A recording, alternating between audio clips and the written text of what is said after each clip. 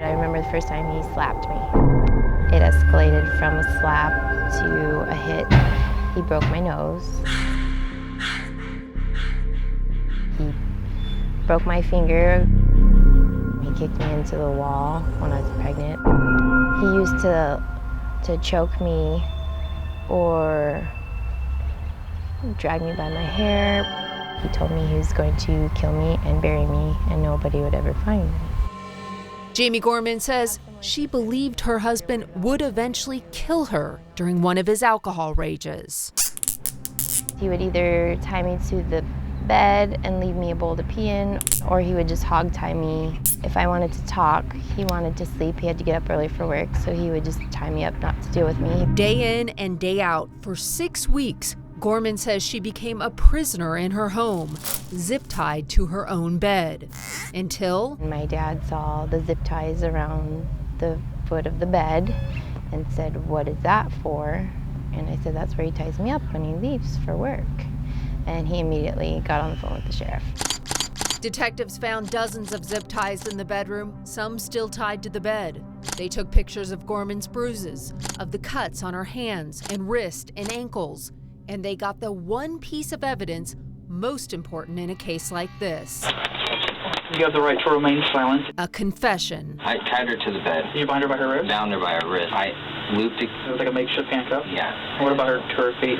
Same. I honestly wasn't trying to hurt her in any way. His defense? The reason is because she was trying to hurt herself, and I should have done something else to do it.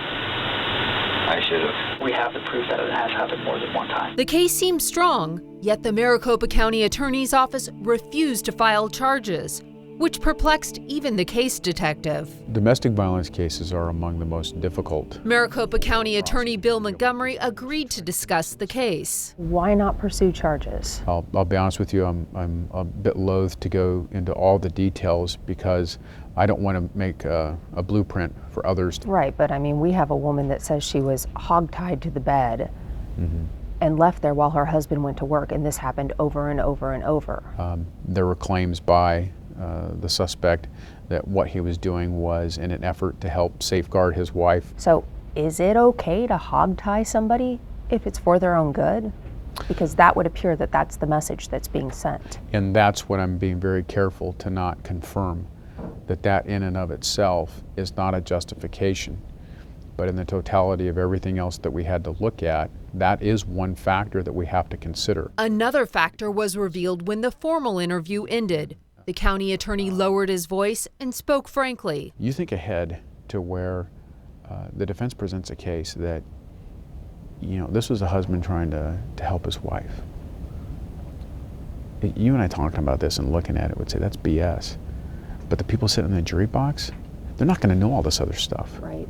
They're not going to know the full context. Domestic violence advocates say far too often a decision on whether to prosecute depends on the ease of conviction and whether the abused is strong enough to fight back. I would say that in many cases, victims choose not to, or if they choose to, they change their mind because they're afraid. Victim advocate Randy Keppen sees it all the time. They're conflicted and they flip-flop and they go back and forth. And it's very frustrating for police officers, for probation officers, for county attorneys to deal with it. I didn't think I had other options. Gorman admits she was initially reluctant to cooperate with detectives.